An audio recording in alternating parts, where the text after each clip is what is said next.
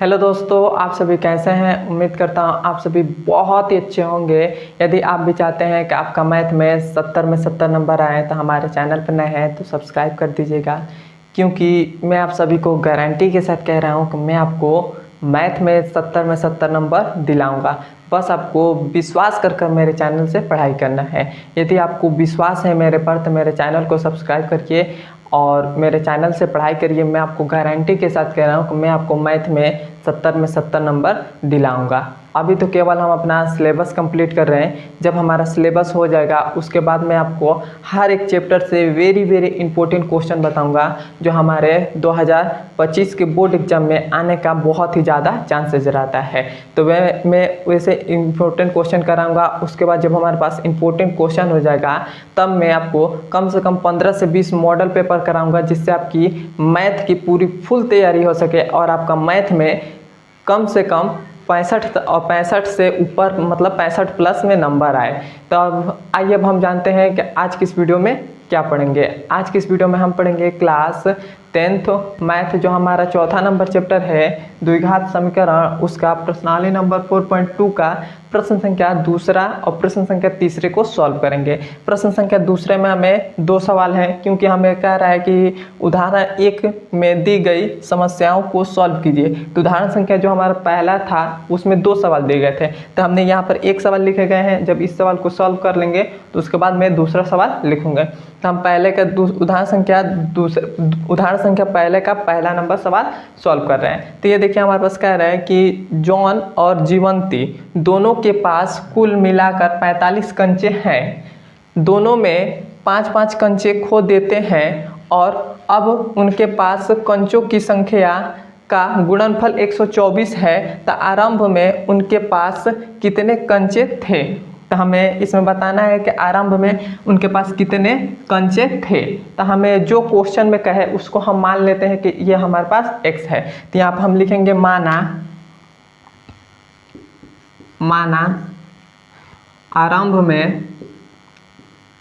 आरंभ में जॉन के पास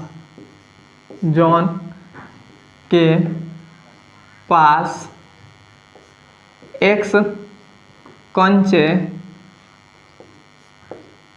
थे। हमने क्या माना है कि आरंभ में जॉन के पास कितने कंचे थे, x कंचे थे। x कंचे हमने क्यों जॉन के पास माना है, क्योंकि इन दोनों के पास कितने, मतलब इन दोनों के पास हमारे पास 45 कंचे हैं। इन दोनों को हम जॉन और जीवंती को मिलाकर दोनों के पास कुल कितने कंचे हैं, 45 कंचे हैं। तो मान लेते हैं कि इन दोनों के पास 45 कंचे हैं। 45 कंचे हैं तो एक के पास हमको मालूम नहीं कि एक के पास कितने कंचे हैं। तो मान लेते हैं कि एक के पास x कंचे हैं, तो दूसरे के पास क्या हो जाएगा, वो हो जाएगा 45 माइनस x हो जाएगा। क्योंकि 45 में से यदि हम इस वाले कंचों की संख्या घटा देंगे तभी तो हमारे पास दूसरे वाले का निकलेगा। तो उसी प्रकार हमने लिख दिया कि पहले का कंच की संख्या x है, तो दूसरे का यहाँ पर लिख देंगे तथा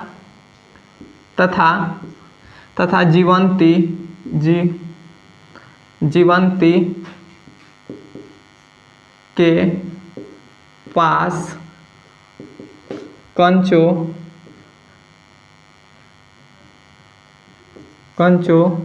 की संख्या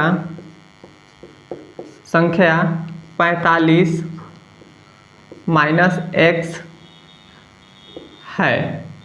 हमने यहाँ पर मान लिया कि जॉन के पास x कंचे है और जीवंती के पास 45 माइनस x कंचे है। क्यों हमने मान लिया, क्योंकि मान लेते हैं कि आपके पास 10 कंचे हैं और आप आप 2 भाई हैं। तो एक के पास 4 कंचे हैं, तो दूसरे के पास हमको कहेगा कि दूसरे के पास कितने कंचे होंगे। तो आप कह देंगे कि 6 कंचे होंगे। तो ये कैसे मालूम चला, तो आपने 10 में से 4 को घटाया तभी तो आपको पास 6 आया। तो उसी प्रकार हमारे पास जॉन के पास x कंचे हैं, तो जीवंती के पास क्या हो जाएगा, 45, टोटल 45 कंचे, तो 45 में से x कंचे घटा देंगे तभी तो निकलेगा। तो ये हमारे पास ये 45 माइनस x कंचे हो गए। क्लियर है यहाँ तक। अब देखिए, अब इसके आगे हम पढ़कर सॉल्व करेंगे। अब हमसे इसके आगे कह रहा है कि दोनों में 5-5 कंचे खो दिए। तो हम यहाँ पे लिखेंगे कि जॉन ने 5 कंचे खो देता है। मतलब जॉन जो है वह 5 कंचे खो देता है, तब कितने हो जाएंगे, तो उसके पास जॉन के पास कितने कंचे हैं, तो x कंचे हैं, तो x में से उसने 5 कंचे खो दिया, तो ये हो गया x माइनस 5 हो गया। क्लियर यहाँ तक। अब यहाँ पर हम लिखेंगे, अब फिर से अब हम यहाँ पर लिखेंगे जीवंती ने 5 कंचे खो देता है। जीवंती के पास कितने कंचे हैं, वो है 45 माइनस एक्स, तो उसमें से 45 माइनस एक्स में से हम 5 कंचे गायब कर देंगे, मतलब 5 कंचे उसने खो दिया, तो यहाँ पर हमारे पास क्या हो जाएगा, ये हो जाएगा 45 माइनस एक्स, और इसमें से हम 45 फिर से घटा देंगे, तो ये हमारे पास टोटल कितना आ जाएगा, ये हमारे पास 45 में से 5 घटेगा तो ये हो जाएगा 40, और माइनस का x है तो माइनस का x हो गया, तो हमारे पास कितना हो जाएगा 40 माइनस एक्स। तो इसके जगह पर हम 40 माइनस एक्स लिख दे रहे हैं, क्योंकि हमारे पास जगह की थोड़ी सी कमी है, तो यहाँ पर लिख दे रहे हैं 40 माइनस एक्स कंचे हो गया। क्लियर है यहाँ तक। अब हमसे क्या कह रहा है, अब हमसे कह रहा है कि और अब उन दोनों के पास कंचों की संख्या का गुणनफल 124 है, मतलब इन दोनों के कंचों की संख्या के गुणनफल के बराबर 124 है, तो इनका हम गुणनफल कर देंगे, तो हमारे पास पहला क्या है x माइनस 5, दूसरा क्या है वो है 40 माइनस एक्स, इन दोनों का गुणनफल कितना है 124 है, तो ये हो जाएगा 124। क्लियर है यहाँ तक। अब हम इसको थोड़ा सा सॉल्व कर लेते हैं, तो सॉल्व करेंगे तब देखिए क्या आ जा रहा है, तब हम x का 45 में गुणा करेंगे तो यह x का 40 में गुणा करेंगे तो ये हो जाएगा 40x, x का x में गुणा करेंगे तो माइनस का x स्क्वायर हो जाएगा, फिर से माइनस 5 का 40 में गुणा करेंगे तो माइनस का 5 को 20 मतलब 200 आ जाएगा, और फिर से माइनस 5 का माइनस x में गुणा करेंगे तो माइनस का प्लस का 5x आ जाएगा, इक्वल टू में इधर हमारे पास 124 है तो ये हो जाएगा 124। क्लियर है यहाँ तक। अब देखिए अब हम क्या करेंगे, यहाँ पर हमारे पास 40x है और यहाँ पर 5x है, तो इन दोनों को जोड़ेंगे तो हमारे पास कितना आ जाएगा 45x आ जाएगा, 45x आ जाएगा, और यहाँ पर क्या है x स्क्वायर है तो x स्क्वायर हो गया, यहाँ पर हमारे पास क्या है माइनस का 200 है, माइनस का 200 है तो ये 200 हो गया। अब हम इस 124 को इक्वल टू इधर भेजेंगे तो ये हो जाएगा माइनस का 124, इक्वल टू में क्या बचेगा 0 बचेगा, तो 0 बच गया। अब देखिए अब हमारे पास क्या आ जाएगा, तो ये हमारे पास क्या है 45x और माइनस का x स्क्वायर, और इधर हमारे पास 200 है, माइनस का 200 और माइनस का 124, तो इन दोनों को हम जोड़ेंगे तो हमारे पास कितना आ जाएगा 324 आ जाएगा, तो माइनस का 324 आ जाएगा, क्योंकि 4 और 2 1 3 हाँ 324 आ जाएगा, इक्वल टू में क्या हो जाएगा 0 हो जाएगा। तो इसको हम थोड़ा सा सिस्टमेटिकली लिख लेते हैं, तो ये हो जाएगा x स्क्वायर माइनस का, उसके बाद प्लस में 45x और माइनस का 324 इक्वल टू में 0, ये हो गया। तो इसको हम यहाँ पर हमारे पास ये द्विघात समीकरण के रूप में आ गया है। तब हम क्या करेंगे, यहाँ से हम माइनस को कॉमन ले लेते हैं, क्योंकि बहुत जगह माइनस कॉमन ले लेते हैं, तो जब यहाँ पर माइनस कॉमन ले लेंगे तो ये हो जाएगा x स्क्वायर, और यहाँ पर माइनस हो जाएगा, जहाँ जहाँ प्लस है वहाँ माइनस हो जाएगा, तो माइनस हो गया, ये हो जाएगा 45x, यहाँ पर प्लस हो जाएगा, और ये हो जाएगा 324 इक्वल टू में 0, तो ये हमारे पास क्या आ जाएगा x स्क्वायर माइनस का 45x अब प्लस में 324 इक्वल टू में 0। ये माइनस कहाँ चला गया, ये माइनस इधर गुणा में था तो इधर आएगा तो भाग में हो जाएगा, तो 0 से को भाग करेंगे तो खत्म हो जाएगा, तो ये हमारे पास द्विघात समीकरण मिल गया। अब हम इसका गुणनखंड विधि से सॉल्व करके इसका मूल हम ज्ञात करेंगे। तो पहले तो हम इसको सबको मिटा दे रहे हैं, केवल हम इसको लेकर गुणनखंड विधि से सॉल्व कर रहे हैं। तो आइए इसको हम लेकर गुणनखंड विधि से मूल हम ज्ञात करेंगे। तो इसको हम पहले मिटा दे रहे हैं, उसके बाद क्योंकि जगह की थोड़ी सी कमी है इसीलिए मैं इसको मिटा रहा हूँ। अब हमने मिटा दिया और हमने यहाँ पर समीकरण लिख दिया। अब हम क्या करेंगे, इस समीकरण को इस द्विघात समीकरण को हम सॉल्व करके इन दोनों का मूल ज्ञात करेंगे। तो गुणनखंड विधि से सॉल्व करके इसका हम मूल ज्ञात करेंगे। तो कैसे हम गुणनखंड करते हैं, तो सबसे पहले हम क्या करते हैं, फर्स्ट का जो x स्क्वायर आता है उसका गुणांक क्या है, इसका गुणांक कुछ भी नहीं तो 1 है, तो 1 का गुणा लास्ट में करेंगे, तो 324 में करेंगे तो 324 आ जाएगा। तब हम 324 को, ये हमारे पास 324 है, तो उसको जोड़ने या घटाने पर हमें क्या चाहिए, माइनस का 45 चाहिए। जोड़ने या घटाने पर हमें माइनस का 45 चाहिए और गुणा करने पर हमको क्या चाहिए, प्लस का 324 चाहिए। तो हम इस 324 को ऐसे दो भागों में तोड़ें कि जोड़ने घटाने पर माइनस का 45 आ जाए और गुणा करने पर 324 आ जाए। तो ये हमारा थोड़ा सा बड़ा है, तो हम अब दिमाग में नहीं सोच सकते हैं। जिस प्रकार हमने पहला नंबर सवाल किया था तो हमने दिमाग में सोचकर तुरंत हल कर लेते थे, लेकिन यहाँ पर हमको बड़ी वाली संख्या देगी, तब इसको कैसे करेंगे। तो हम क्या करेंगे, इसका हम गुणनखंड कर लेते हैं। तो इसका हम गुणनखंड यहाँ पर कर लेते हैं 324। तो इसका हम गुणनखंड करेंगे तो ये हमारे पास कितना है, सबसे पहले 2 से कटेगा। तो 2 एक 2, 2 6 12, 2 6 12, 2 2 4। फिर से 2 से कटेगा, 2 8 16, 2 एक 2। फिर से ये 3 से कटेगा, 3 2 6 और 3 7 21। फिर से 3 से कटेगा तो 3 9 27। फिर से 3 से कटेगा, 3 3 9। फिर से 3 से कटेगा, 3 1 3। क्लियर है। तो इसका हमारा गुणनखंड क्या आया, तो ये हमारे पास आ गया 2 गुणे 2 गुणे 3 गुणे 3 गुणे 3 गुणे 3। यह हमारे पास इसका गुणनखंड आ गया 324 का। तब हमारे पास इसी में हमको मिलेगा कि हम कैसे, मतलब इन दोनों को 324 को कैसे दो भागों में तोड़े कि जोड़ने घटाने पर माइनस का 45 आ जाए। तो आप माइनस का 45 भूल जाइए, पहले तो माइनस का सोचिए कि इस 324 को ऐसे दो भागों में तोड़े कि पहले 45 आ जाए। तो हम क्या करेंगे, पहले तो हम इसको हम पहले इस तरह से जोड़ते हैं, जैसे 2 2 4 4 3 12। तो ये हो गया 12 हो गया। उसके बाद फिर से 12 हो गया। उसके बाद 3 3 9 9 3 27। तो 12 और 27 को जोड़ेंगे तो हमारे पास 45 आएगा, कभी 45 नहीं आएगा। 45 नहीं आएगा तब हम इसको हटा देंगे। इसको हटा देंगे फिर से अब हम क्या करेंगे, अब हम इसको 2 2 4 4 3 12 12 3 48।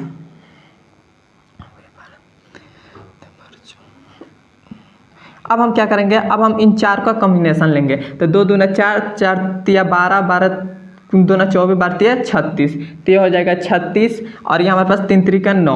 तो 3 3 9 और 36 और 9 को जोड़ेंगे तो हमारे पास कितना आ जाएगा, 45 आ जाएगा। हम लास्ट में माइनस लगा लेंगे, तो हम 36 और 9 को लेंगे। तो 36 और 9 को लेंगे तब हम क्या करेंगे, इसको तो हम रफ के लिए क्या, तो हम उन्हें कैसे करेंगे, तो ये हो जाएगा x² और हमें माइनस का 45 चाहिए। तो हमारे पास ये 36 और 9 को गुणा करेंगे तो हमारे पास 324 आ जाएगा। और लेकिन गुणा करने पर 324 आ जाए, 324 और जोड़ने या घटाने पर माइनस का 45 आ जाए। तो माइनस का 45 आने के लिए हम क्या करेंगे, यहाँ पर माइनस का यदि हम 36 ले लें, क्या ले लें, माइनस का 36x ले लें और माइनस का 9x ले लें। तो माइनस का 36 और माइनस का 9 जोड़ेंगे तो माइनस का 45 आ जाएगा। और माइनस का 36 और माइनस का 9 को गुणा करेंगे तो 324 आ जाएगा। तो ये हो गया। अब प्लस में हमारे पास क्या है, 324 है। तो 324 इक्वल टू में हो जाएगा 0। क्लियर है यहाँ तक। अब देखिए, अब इन दोनों में क्या कॉमन दिखाई दे रहा है, कुछ भी। तो इन दोनों में हमारे पास कॉमन दिखाई दे रहा है x। तो x हमने कॉमन ले लिया, तो x से x कटेगा तो 1x बचेगा और माइनस x से x कट गया तो ये हो जाएगा 36।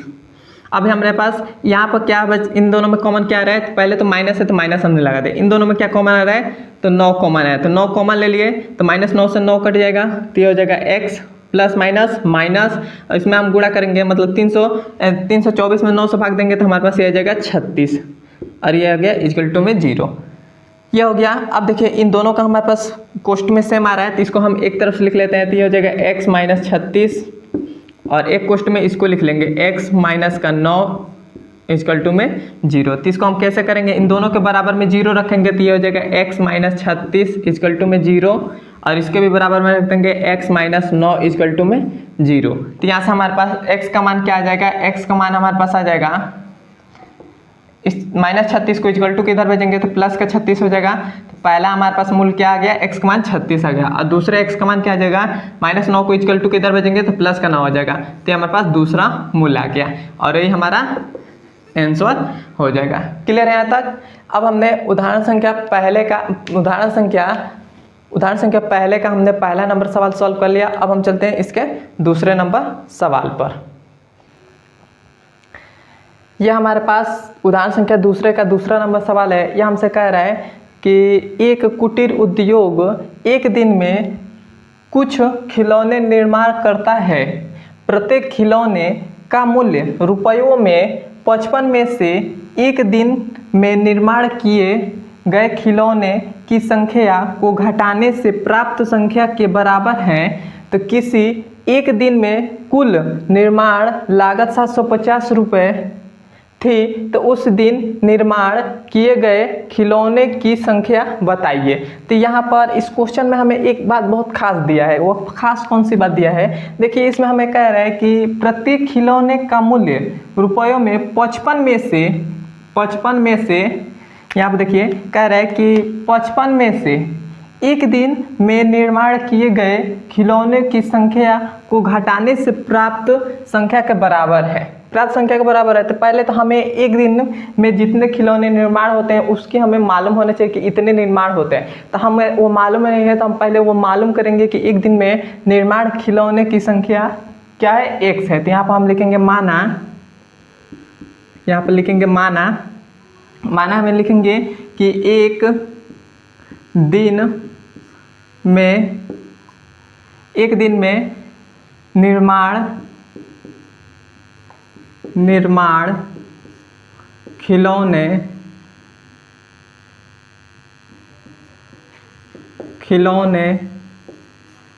की संख्या x है। हमने तो पहले मानेंगे कि एक दिन में निर्माण जितने खिलौने होते हैं उसकी संख्या क्या है, x है। तो उसमें से हमसे कह रहे हैं कि खिलौने का मूल्य 55 में से, मतलब 55 रुपये खिलौने का मूल्य है, तो उसमें से हमसे कह रहा है कि 55 में से एक दिन में निर्माण किए गए खिलौने की संख्या को घटाने से प्राप्त संख्या के बराबर है। तो हम यहाँ पर लिख देंगे कि खिलौने का मूल्य, दूसरे नंबर पर लिखेंगे खिलौने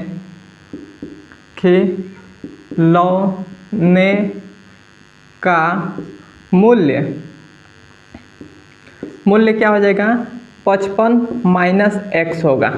55 माइनस x कैसा होगा, क्योंकि हमें यहाँ पर कह दिया कि 55 में से एक दिन में निर्माण किए गए खिलौने की संख्या को घटाने से प्राप्त संख्या के बराबर है, तो वही हमने घटा दिया। क्लियर है यहाँ तक? अब देखिए, अब हमसे कह रहा है कि एक दिन में कुल निर्माण लागत 750 रुपये है। मतलब मान लेते हैं कि आपके पास 5 खिलौने हैं और एक खिलौने का दाम कितने रुपए है, 100 रुपये है। तो 5 खिलौने का दाम कितना हो जाएगा, इसमें 5 का खिलौने का दाम हो जाएगा 500 रुपये हो जाएगा, 500 रुपये हो जाएगा। तो उसी प्रकार एक हमारे पास खिलौने का मूल्य इतने रुपए हैं, मतलब 55 माइनस x रुपये है। एक खिलौने का मूल्य इतने रुपए है, तो हम इतने रुपए है और एक दिन का खिलौना कितने रुपए है, x रुपये। तो हमसे कह रहा है कि एक दिन के खिलौने का मूल्य, तो इसमें गुणा कर देंगे और कुल लागत कितने रुपए है हमारे पास, 750 रुपये, तो 750 रुपये हो जाएंगे। तो यहाँ पर हमारा क्या हो जाएगा, ये हो जाएगा x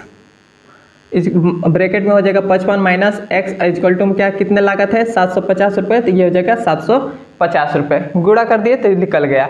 अब हम इसको थोड़ा सा सॉल्व कर लेते हैं। तो सॉल्व करेंगे तो हमारे पास क्या आ जाएगा, x का 55 में गुणा करेंगे तो ये हो जाएगा 55x, x का x में करेंगे तो x स्क्वायर इक्वल टू में क्या हो जाएगा 750। अब हम इस वाले पूरे पद को इधर भेज दे रहे हैं, तो ये हमारे पास हो जाएगा 750 है, तो ये हो जाएगा 750। ये हमारे पास 55x इधर जाएगा तो माइनस का 55x हो जाएगा, और ये हमारे पास इधर जाएगा तो प्लस का x स्क्वायर हो जाएगा। तो इसको हम थोड़ा सा सिस्टमेटिकली लिख ले, और इक्वल टू में क्या हो जाएगा, 0 हो जाएगा। तो इसको हम ऐसे लिख सकते हैं, x स्क्वायर माइनस का 55x माइनस का 55x, और यहाँ पर हो जाएगा प्लस में 750x इक्वल टू में 0। तो ये जो हमारे पास द्विघात समीकरण आया, ये हमारा द्विघात समीकरण आ गया। अब हम यहाँ से क्या करेंगे, अब हमारे पास इसको हम गुणनखंड विधि से इसका अब हम मूल ज्ञात करेंगे। तो हम इसको तो पहले मिटा दे रहे हैं, उसके बाद इसका हम मूल ज्ञात कर रहे हैं। तो हम इसको मिटा दे रहे हैं, उसके बाद हम इस समीकरण से मूल को ज्ञात करेंगे। केवल हम इस समीकरण को रहने देंगे, उसी से हम इन दोनों का मतलब इसका गुणनखंड विधि से मूल ज्ञात करेंगे। तो आइए अब हम चलते हैं मूल ज्ञात करने। अब हम इसका गुणनखंड विधि से इसका मूल ज्ञात करेंगे। तो गुणनखंड विधि से मूल कैसे ज्ञात करते हैं? तो सबसे पहले इसका गुणनखंड करेंगे तो हम क्या करते हैं, सबसे पहले तो हमारे पास एक्स स्क्वायर रहता है, उसका गुणांक जो भी रहता है उसका गुणा सबसे लास्ट में कर देते हैं। तो एक्स स्क्वायर का गुणांक क्या है? कुछ भी नहीं है, तो यहाँ पर 1 है, तो 1 का गुणा लास्ट में करेंगे तो कितना हो जाएगा? 750 हो जाएगा। तो 750 को ऐसे दो भागों में तोड़ें कि जोड़ने या घटाने पर क्या आ जाए? माइनस का 55 आ जाए। क्या आ जाए? माइनस का 55 आ जाए। और गुणा करने पर क्या आ जाए? 750 आ जाए। 750 आ जाए। तो हमने पहला नंबर जैसे सवाल सॉल्व किया था तो उसमें हम क्या करते थे, इसमें से अपने दिमाग में सोचकर उसको सॉल्व कर लेते थे, लेकिन हमें बड़ी वाली संख्या दे दी गई, तब हम कैसे सॉल्व करेंगे? तब हम क्या करेंगे, इसको हम यहाँ से हमारे पास 750 है, इसका हम गुणनखंड कर लेते हैं। तो यहाँ पर हम 750 का गुणनखंड कर लेते हैं। तो इसको हम कटाएंगे तो ये हमारे पास सबसे पहले तो 2 से कटा रहे हैं, 2 से कटाएंगे तो 2 तिया 6 और 2 सत्ते 14 और 2 पच्चे 10। अब ये हमारे पास किस चीज़ से कटेगा? अब ये हमारे पास 2 से नहीं कटेगा तो 3 से कटाएंगे। तो 3 एकने 3, 3 दूना 6 और 3 पच्चे 15 हो गया। अब ये हमारे पास फिर से 3 से नहीं कटेगा तो 5 से कटाएंगे। तो 5 दूना 10 और 5 पच्चे 25, फिर से 5 से कटेगा तो 5 पच्चे 25, फिर से 5 से कटेगा तो 5 एकने 5। तो हमारे पास कितना आ गया? 750 का आ गया 2 गुणे 3 गुणे 5 गुणे 5 गुणे 5, यह हमारे पास आ गया। अब देखिए, अब हमें इसी में से मिलेगा। अब हम इसी में से किसी का जोड़ा लेकर अब हम उसमें से करेंगे। तो सबसे पहले हम क्या करते हैं, अब हम इन दोनों का जोड़ा लेते हैं और इन दोनों का। तो 2 तिया 6, 6 पच्चे 30, 30 और 5 पच्चे 25, तो 5 पच्चे 25। तो 35 और 25 को जोड़ेंगे तो हमारे पास कितना आ जाएगा? हमारे पास 55 आ जाएगा। और हम इन दोनों का गुणा करेंगे तो हमारे पास कितना आ जाएगा? 750 आ जाएगा। तो हमें 750 में से मतलब हमें इस 30 और 25 को मतलब ऐसे हम दो भागों में तोड़ दिए, मतलब इस 750 को ऐसे दो भागों में तोड़ दिए कि यदि हम जोड़े या घटाने पर हमें 55 का मिल जाएगा, 55 मिल जाएगा माइनस का, तो इस प्रकार हो जाएगा। तो ये हमारे पास क्या हो जाएगा? ये हो जाएगा एक्स स्क्वायर, और ये हमारे पास माइनस है तो माइनस, और 55x है, सॉरी इस 55x को हम दो भागों में तोड़ेंगे। किस प्रकार दो भागों में तोड़ेंगे? इसको हम इस प्रकार लिख सकते हैं, माइनस का 30x और ये हो जाएगा माइनस का 25x। 25x हो जाएगा, क्योंकि माइनस का 30 और माइनस का 25 जोड़ेंगे तो माइनस का 55 हो जाएगा, माइनस का 55 हो जाएगा, और माइनस का 30 और माइनस का 25 गुणा करेंगे तो 755 आ जाएगा। तो क्लियर है? अब यहाँ पर प्लस में 750 है तो ये हो जाएगा 750 इक्वल टू में 0 हो जाएगा। क्लियर है यहाँ तक? अब देखिए, अब हमारे पास इन दोनों में कुछ कॉमन दिखाई दे रहा है, तो इन दोनों में हमारे पास कॉमन x कॉमन आ रहा है। तो इस x कॉमन आ रहा है तो x कॉमन ले लेते, यहाँ पर 1x बचेगा, माइनस है तो माइनस x से x कट गया तो ये हो जाएगा 30। अब यहाँ पर हमारे पास कॉमन क्या आ जाएगा? तो यहाँ पर माइनस है तो पहले माइनस है, इन दोनों में कॉमन क्या आ रहा है? 25 कॉमन आ रहा है, तो 25 हमने कॉमन ले लिया। 25 कॉमन ले तो 25 से 25 कट जाएगा, और माइनस माइनस कटेगा तो ये हो जाएगा x, माइनस प्लस गुणा करेगा तो माइनस हो जाएगा। इसमें हम 25 से 750 में 25 का भाग देंगे तो हमारे पास 30 आ जाएगा, तो हो गया 30 इक्वल टू में 0। क्लियर है तक? अब देखिए, अब हम इन दोनों को ब्रैकेट में कर लेंगे। जैसे x माइनस का 30 एक ब्रैकेट में हम कर लेंगे, सॉरी इसको एक ब्रैकेट में कर लेंगे और एक ब्रैकेट में इसको कर लेंगे, x माइनस का 25 इक्वल टू में 0 है तो 0 हो गया। अब हमारे पास इक्वल टू में 0 है, इन दोनों के बराबर में 0 रख देंगे तो हमारे पास हो जाएगा x माइनस का 30 इक्वल टू में 0, और इसके बराबर में रख देंगे x माइनस का 25 इक्वल टू में 0। तो हमारे पास क्या आ जाएगा? x का मान कितना आ जाएगा? 30 आ जाएगा, और इधर x का मान कितना आ जाएगा? 25 आ जाएगा। तो ये हमारे पास दो मूल ज्ञात हो गए। क्लियर है यहाँ तक? और ये हमारा आंसर हो जाएगा। अब हम चलते हैं इसके तीसरे नंबर सवाल पर। यहाँ तक आपको समझ में आया है तो एक बार कमेंट में मुझे बता दीजिए। यह हमारे पास तीसरा नंबर सवाल है। यह हमसे कह रहा है, ऐसी दो संख्या ज्ञात कीजिए जिसका योग 27 हो और गुणनफल 182 हो। तो हमें दो संख्या तो मालूम नहीं है कौन कौन सी दो संख्या है, तो हम उसको लिखेंगे। पहले मान लेंगे कि माना दो संख्या ये है, तो आप लिखेंगे माना दो संख्या x तथा 27 माइनस x है। हमने ये मान लिया कि माना दो जो संख्या है वह x तथा 27 माइनस x है। क्यों हमने यहाँ पर आपको तो एक बात समझ में आया होगा कि पहली संख्या x मान लिया और दूसरी संख्या हमने क्यों 27 माइनस x माना। क्योंकि हमने 27 माइनस x इसलिए माना क्योंकि इन दोनों का योग है हमारे पास 27। तो पहली जो संख्या है वह x है, तो यदि हम 27 में से x घटा दें तो हमारे पास दूसरी संख्या ज्ञात हो जाएगी। और उसके बाद कह रहा है कि और इनका गुणनफल मतलब इन दोनों का गुणनफल 182 है। तो इन दोनों का हम गुणनफल कर दे रहे हैं, तो ये हो जाएगा x और ये हो जाएगा 27 माइनस का x। आज हमारे पास गुणनफल कितना दे दिया गया है 182, तो ये हो जाएगा 182। क्लियर है। x का 27 में गुणा करेंगे तो ये हो जाएगा 27x, x का x में गुणा करेंगे तो ये हो जाएगा x स्क्वायर माइनस का हो जाएगा 182। यह हो जाएगा, इधर वाले पूरे पद को इधर भेज दे रहे हैं, तो हमारे पास 182 है, तो ये हो जाएगा 182 और ये हमारे पास 27 जाएगा तो इधर, तो ये हो जाएगा माइनस का 27x अब माइनस का x स्क्वायर उधर जाएगा तो प्लस का x स्क्वायर हो जाएगा, इक्वल टू में 0 हो जाएगा। तो इसको हम थोड़ा सा इसको पहले लिख लेते हैं दूसरे नंबर पर, इसको तीसरे नंबर पर, तो हो जाएगा x स्क्वायर और माइनस का 27x और प्लस में 182 इक्वल टू में 0।